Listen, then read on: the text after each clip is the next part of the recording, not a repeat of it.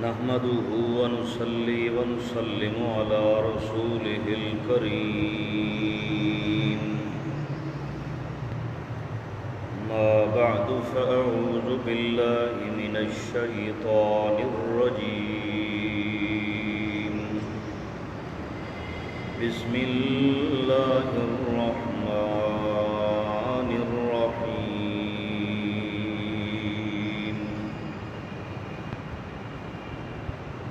وقال نسوة في المدينة امرأة العزيز تراود فتاها عن نفسه قد شغفها حبا إنا لنراها في ضلال مبين. سبحان ربك رب العزة عما يصفون وسلام على المرسلين والحمد لله رب العالمين.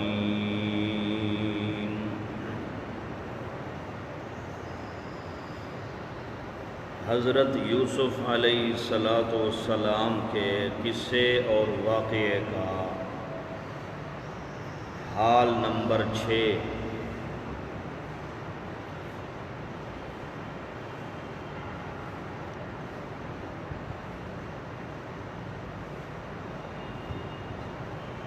حضرت یوسف علیہ السلام اور زلیخا کی بات پورے مصر شہر کے اندر آگ کی طرح پھیل گئی. ہر مرد عورت کی زبان پر یہ بات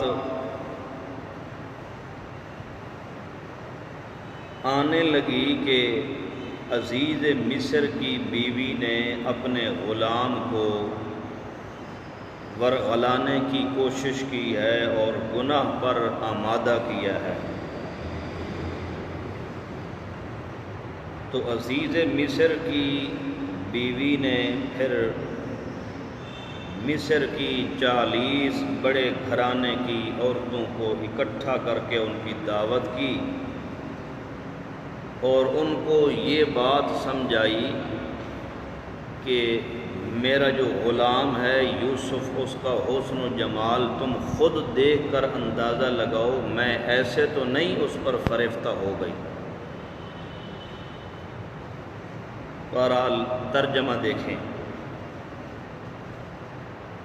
قال نسوة في المدينة امرأة العزيز تراود فتاها عن نفسه. اور کہنے لگیں عورتیں فی المدینۃ، مصر شہر کی عورتیں، امرأۃ العزیز، عزیز مصر کی بیوی نے، تراود فتاها عن نفسی، خواہش کرتی ہے اپنے غلام کو اس کے جی کے متعلق. قد شغفها حبا، تحقیق یوسف علیہ السلام کی محبت زلیخا کے دل کے پردے چاک کر کے اندر گھر کر گئی ہے. انا لنراها فی ضلال مبین، بے شک ہم تو سمجھتی ہیں عزیز مصر کی بیوی کو ضلال مبین، واضح اور صریح خطا پر ہے. تو غلطی کر رہی ہے. اپنے غلام سے اس قسم کا تعلق رکھنا اتنے بڑے گھرانے کی عورت ہو کے تو یہ واضح اور صریح غلطی پر ہے. فلما سمعت بمکرہن، پس جب سنا عزیز مصر کی بیوی نے ان عورتوں کی باتیں اور فریب، ارسلت الیہن، تو پیغام بھیجا ان کی طرف دعوت ولیمے کا، دعوت کا پیغام بھیجا. جب وہ ساری اکٹھی ہو کے آ گئیں، ان کے لیے ایک الگ کمرے میں نظام انتظام بنایا، بڑی خوبصورت جگہ تیار کر کے، وَأَعْتَدَتْ لَهُنَّ مُتَّكَأً، ان کے لیے ایک بیٹھنے کی محفل اور مجلس تیار کروائی۔ جس وقت ساری بیٹھ گئیں، بڑے بڑے گھرانے اور بڑے بڑے خاندان کی 40 عورتیں، ان کو اکٹھا کر کے جب ساری بیٹھ گئیں، وَآتَتْ كُلَّ وَاحِدَةٍ مِّنْهُنَّ سِكِّينًا، اور ہر ایک عورت کے ہاتھ میں اس نے ایک چھری بھی پکڑوا دی۔ جس وقت ساری بیٹھ گئیں تو اس وقت یوسف علیہ السلام کو اس نے ایک کمرے میں بند کر کے رکھا ہوا تھا۔ وَقَالَتِ اخْرُجْ عَلَيْهِنَّ، اور جب ساری آرام سکون سے عورتیں بیٹھ گئیں تو کہنے لگی یوسف علیہ السلام کو اشارہ کر کے، اخرج علینا، نکلو ان کے سامنے ذرا اپنا حسن و جمال دکھانے کے لیے، نکل ذرا ان کے اوپر سامنے ہو نا، ان کو پتہ چلے کہ تیرا حسن و جمال کتنی زیادہ ہے۔ جب یوسف علیہ السلام ان عورتوں کے سامنے ظاہر ہوئے، فَلَمَّا رَأَيْنَا أَكْبَرْنَهُ وَقَطَّعْنَ أَيْدِيَهُنَّ، پس جب دیکھا ان عورتوں نے یوسف علیہ السلام کے حسن و جمال کو، اکبرنہ، یہ ارادی فعل ہے، یہ فعل کون سا ہے؟ فعل ارادی ہے۔ اکبرنہ، بلے بلے سبحان اللہ، کہنے لگی اکبرنہ، حیران ہو کر، بڑا جس طرح کو بندہ متعجب ہو جاتا ہے، تعجب کرتا ہے، حیران و پریشان ہو کر کہنے لگی اکبرنہ، بہت ہی بڑی چیز سمجھا یوسف علیہ السلام کو، وَقَطَّعْنَ أَيْدِيَهُنَّ، اور کاٹ ڈالے اپنے ہاتھ میں چھریاں تھیں، چونکہ وہ کوئی فروٹ کھانے کے لیے یا کوئی اور چیز کھانے کے لیے تیار بیٹھی تھی، مگر ابھی تک ان کے ہاتھ میں وہ کاٹنے والی چیز نہیں آئی تھی، چھری تو ان کے ہاتھ میں تھی۔ جس وقت یوسف علیہ السلام کا حسن دیکھا تو خود بخود جان بوجھ کر تعجب کی وجہ سے اپنے ہاتھ کی انگلیاں کاٹنے لگ گئی، ہاتھ کی انگلیاں کاٹ کر قلنا حاش للہ ما ھذا بشرا، اور زبان سے کہنے لگی حاشا للہ، حاشا للہ ما ھذا بشرا، یہ شخص کوئی آدمی نہیں لگتا، یہ کوئی بشر نہیں ہے، انسان نہیں ہے، پھر کون ہے؟ ان ھذا الا ملک کریم، یہ تو کوئی فرشتہ ہے، فرشتہ بھی کریم، کریم یہ ملک ان کی صفت ہے، کریم بڑا ہی معزز ترین فرشتہ ہے، کوئی عام بھی فرشتہ نہیں ہے، ملک کریم۔ اب یہاں پر ایک مسئلہ سمجھ لو، ساتھ میں لکھ بھی لو۔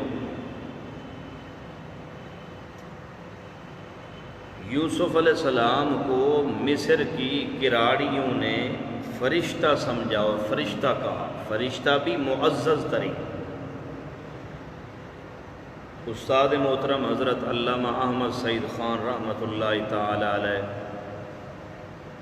اس آیت مقدس سے استدلال فرماتے تھے اس بات پر کہ سورہ بقرہ کے اندر پہلے سپارے میں جو ہاروت اور ماروت کا واقعہ آتا ہے، اس کے متعلق امام انقلاب، حق و صداقت کی نشانی، محقق العصر، پاسبان مسلک امام ابو حنیفہ رحمہ اللہ، حضرت علامہ خان احمد سعید خان رحمۃ اللہ تعالی علیہ، وہ ان کی تحقیق یہ تھی کہ ہاروت اور ماروت نامی یہ دو فرشتے نہیں تھے بلکہ دو عیاش اور بدماش قسم کے بادشاہ تھے بابل کے علاقے کے۔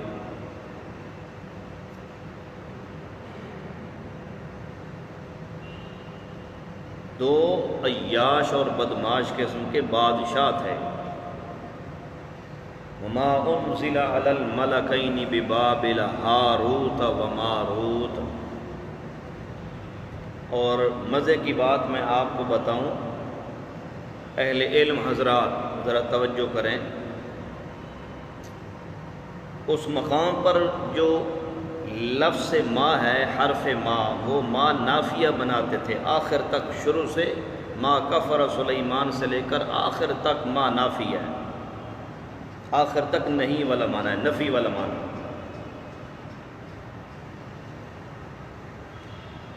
تو جب ان سے سوال کیا گیا کہ آپ ہاروت ماروت نامی کو فرشتے نہیں سمجھتے بلکہ دو بدماش اور عیاش قسم کے انسان اور بادشاہ سمجھتے ہیں، تو آپ کے پاس دلیل کیا ہے؟ تو حوالہ آپ لکھ لیں، نوٹ فرما لیں۔ مفسر علامہ غرناطی محمد حسین ذہبی رحمہ اللہ تعالی، علامہ کشاف زمخشری، ان حضرات نے اپنی تحقیق پیش کی ہے کہ ہاروت ماروت نامی وہ انسان اور بدماش تھے، عیاش قسم کے دو بادشاہ گزرے۔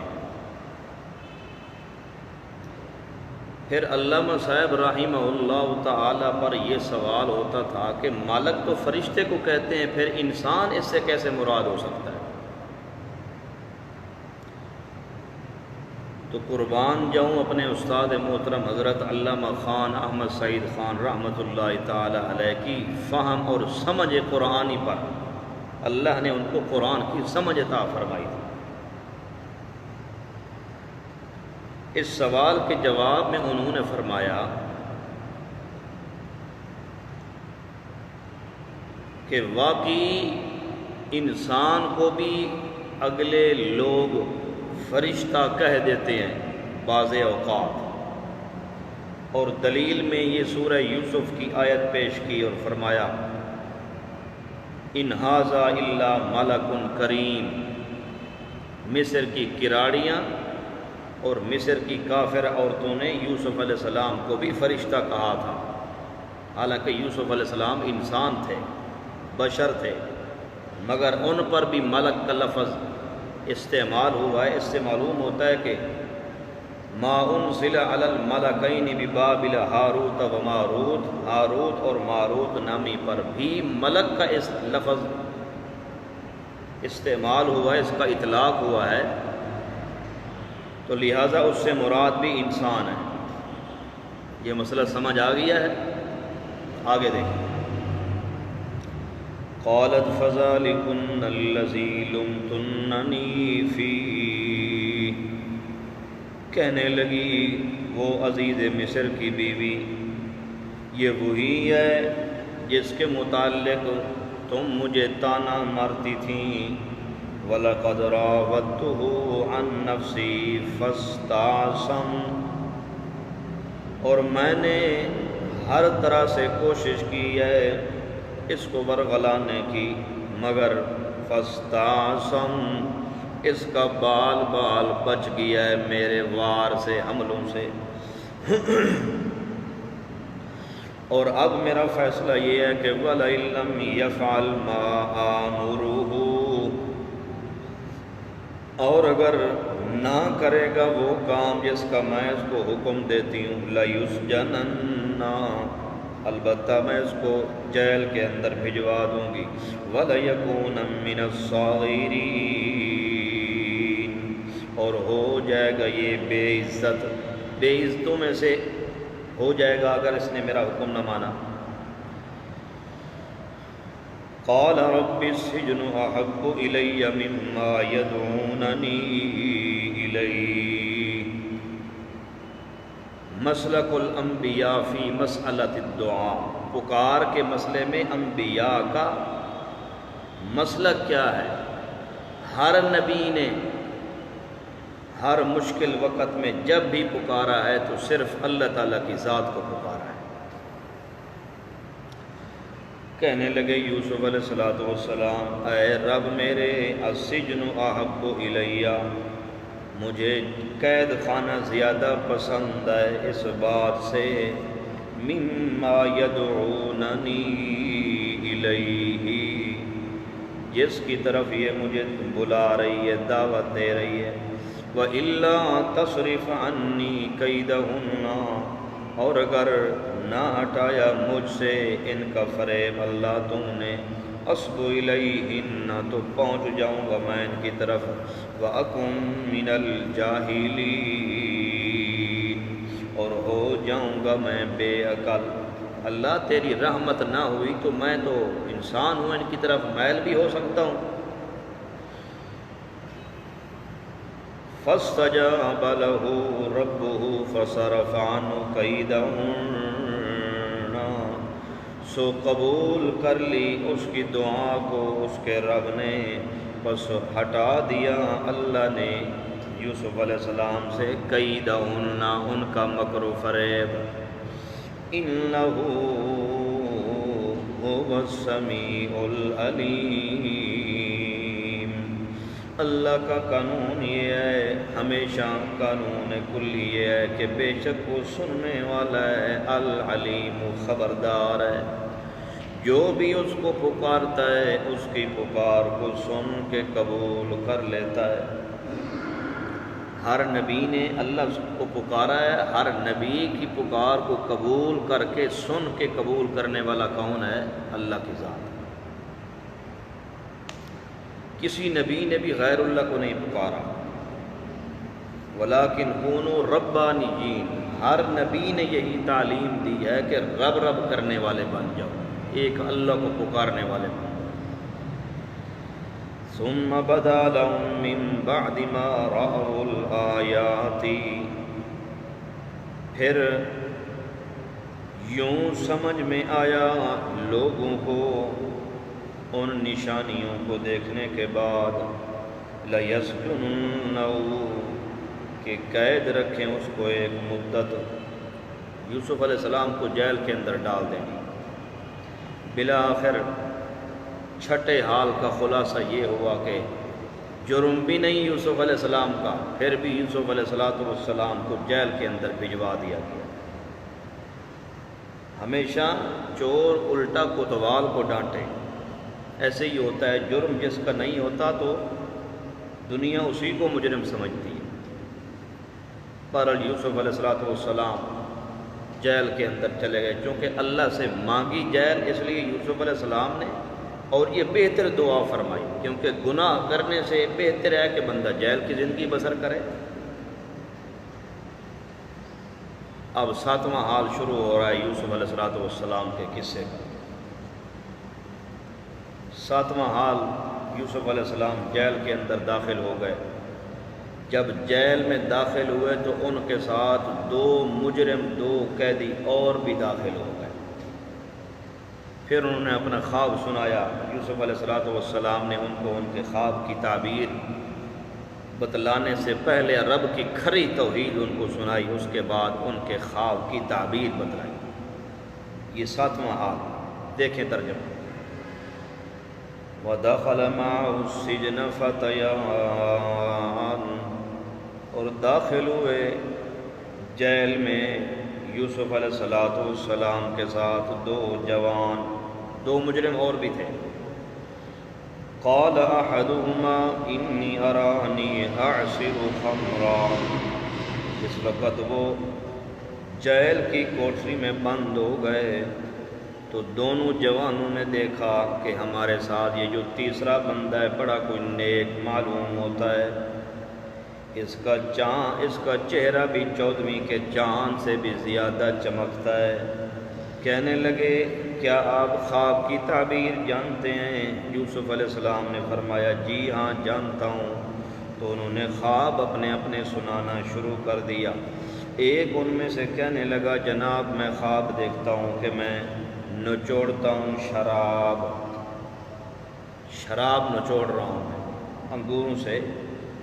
اور دوسرا کہتا ہے کہ جی جناب میں نے خواب دیکھا ہے کہ احمل فوق رأسی خبزا، کہ اٹھا رہا ہوں میں اپنے سر پر روٹیاں، تأکل الطیر منہ، پرندے اور جانور میرے سر سے روٹیاں اڑا کے کھا رہے ہیں۔ نبئنا بتأویلہ، ہم کو اس کی تعبیر بتائیں جی آپ۔ انا نراک من المحسنین، ہم آپ کو بڑا ہی نیک اور مخلص انسان دیکھ رہے ہیں۔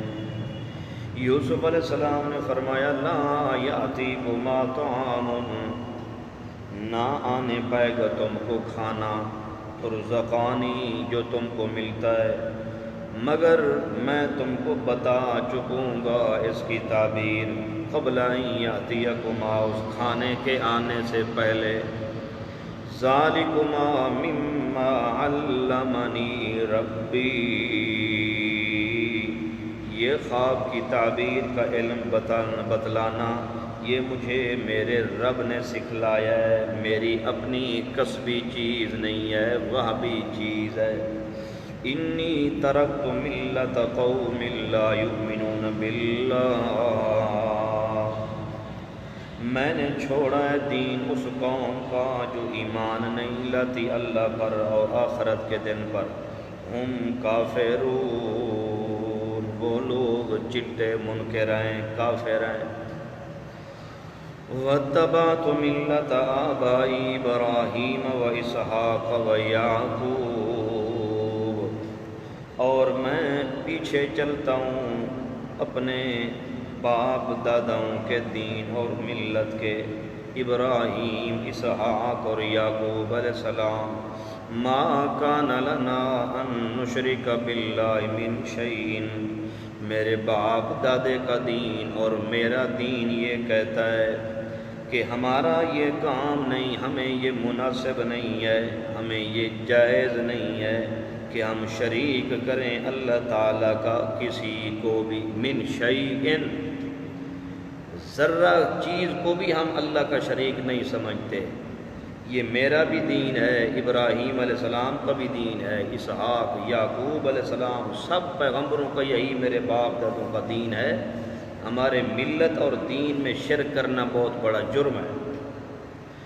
ذالک من فضل اللہ علینا، یہ فضل ہے اللہ کا ہم پر اور لوگوں پر۔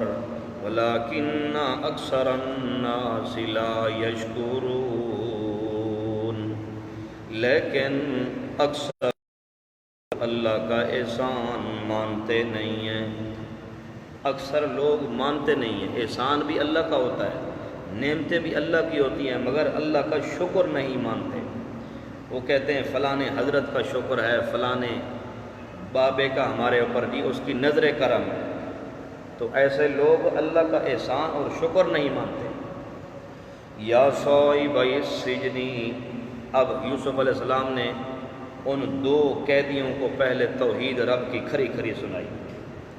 کہنے لگے اے میرے جیل کے دو ساتھیوں، ارباب متفرقون خیر، بلا بتلاؤ مجھے کئی معبود، کئی رب جو جدا جدا ہوں وہ بہتر ہیں، ام اللہ الواحد القہار، یا ایک اللہ جو اکیلا بھی ہے، القہار جو زبردست بھی ہے۔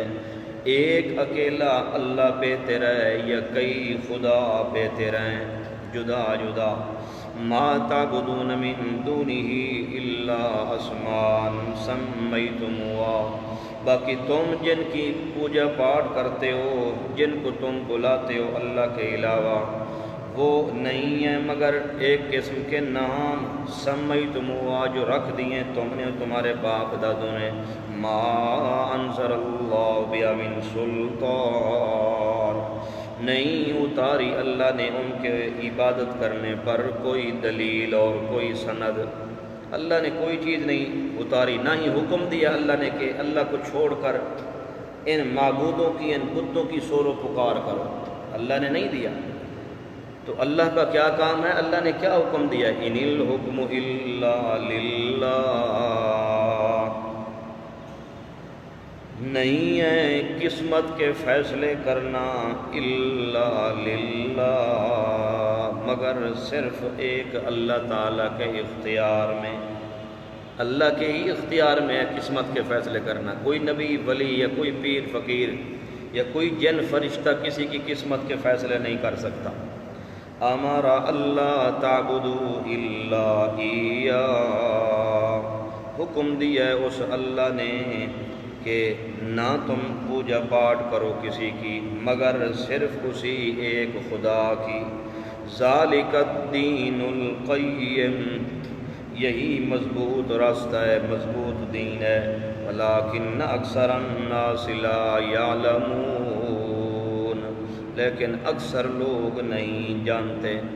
یا صاحب السجن، اب اللہ کی توحید سنانے کے بعد، کھری کھری توحید سنانے کے بعد اب ان کو ان کے خواب کی تعبیر بتلائی یوسف علیہ السلام، اور امت کے تمام مبلغین اور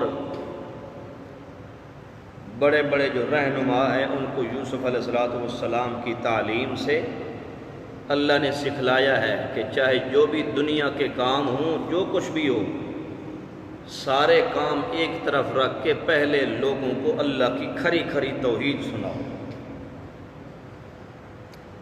اور دوسرا مسئلہ، یوسف علیہ السلام عزیز مصر کے گھر سے جیل کے اندر داخل ہو گئے، یہ 7واں حال ہے، یوسف علیہ السلام کے قصے کا 7واں حال ہے۔ تو یوسف علیہ السلام جیل کے اندر داخل ہو چکے ہیں، مگر حضرت یعقوب علیہ السلام کو علم نہیں کہ حضرت یوسف علیہ السلام کہاں ہیں اور کہاں نہیں ہیں۔ اس سے معلوم ہوتا ہے کہ عالم الغیب کون ہے، اللہ تعالیٰ کی ذات ہے۔ اب دیکھیں، یا صاحب السجن اما احدکما فیسقی ربہ خمرا، اے میرے جیل کے ساتھیوں، تم دونوں میں سے ایک کا خواب جس نے بتلایا ہے مجھے، اس کے خواب کی تعبیر یہ ہے، وہ جو کہتا ہے کہ میں انگوروں سے شراب نچوڑ رہا ہوں، اس کے خواب کی تعبیر یہ ہے کہ فَيَسْقِي رَبَّهُ خَمْرًا، سو پلائے گا وہ اپنے مالک کو شراب، یعنی وہ بادشاہ کا خدمت گزار بنے گا۔ وَأَمَّا الْآخَرُ، دوسرے کے خواب کی تعبیر یہ ہے جس کے سر کے اوپر روٹیاں اور پرندے اور جانور کھا رہے ہیں، اس کے خواب کی تعبیر یہ ہے کہ فَيُسْلَبُ، اس کو سولی دی جائے گی، سولی پر لٹکا دیا جائے گا، فَتَأْكُلُ الطَّيْرُ مِن رَأْسِهِ، پھر کھائیں گے جانور اور پرندے اس کے سر میں سے اس کا گوشت۔ قُضِيَ الْأَمْرُ الَّذِي فِيهِ تَسْتَفْتِيَانِ، فیصلہ ہوا اس کام کا جس کے متعلق تم دونوں فتویٰ طلب کر رہے تھے، تم دونوں پوچھ رہے تھے، اس کے متعلق میں نے تمہیں تمہارے خوابوں کی تعبیر بتلا دی ہے۔ اس کے بعد جی جس نے یہ خواب دیکھا نا کہ وہ انگوروں سے شراب نچوڑ رہا ہے، نکال رہا ہے، وہ بری ہو گیا، جیل سے نکل گیا، رہا ہونے لگا۔ تو یوسف علیہ السلام نے اس کو کہا کہ یار تو اب جیل سے رہا ہو کے جا رہا ہے، جا کے بادشاہ سلامت سے کہنا، میرا تذکرہ کرنا کہ وہ یوسف نامی بندہ وہ جیل کے اندر 6 سال ہو گئے ہیں، اندر پڑا ہوا ہے، اس کے متعلق بھی کوئی فیصلے کے متعلق سوچو۔ تو اس کو یوسف علیہ السلام نے پیغام بھجوا کے، پھر پیغام دے کے بھجوایا اس کو۔ وہ جیل سے جب گیا تو اللہ کی طرف سے یہ کرنی ہوئی کہ وہ جیل سے جب رہا ہو کے گیا، اس کو اپنی خوشی تھی اس لیے اس نے بادشاہ کے پاس جا کے یوسف علیہ السلام کا تذکرہ کرنا ہی بھول گیا، اس کو بات یاد نہ رہی۔ وقال الذي ظن انه ناج منه اذكرني عند ربك، اور کہا یوسف علیہ السلام نے اس بندے سے جس کو یقین تھا کہ وہ نجات پا جائے گا ان دونوں میں سے، اذکرنی عند ربک، یار میرا تذکرہ کرنا اپنے مالک کے پاس۔ یہاں رب سے مراد مالک ہے، اپنے رب کے پاس، مالک کے پاس میرا تو ذکر کرنا۔ جب وہ وہاں گیا فَأَنْسَاهُ الشَّيْطَانُ، پھر بھلا دیا اس کو شیطان نے ذکر ربی ہی، اپنے مالک کے پاس یوسف علیہ السلام کا تذکرہ کرنا، لہذا اس کے بعد فَلَبِثَ فِي السِّجْنِ بِضْعَ سِنِينَ، پھر ٹھہرے رہے یوسف علیہ السلام جیل کے اندر کئی برس۔ کئی برس کا مطلب 6 یا 7 سال یوسف علیہ السلام جیل کے اندر ہی رہ گئے۔ وَمَا عَلَيْنَا إِلَّا الْبَلَاغُ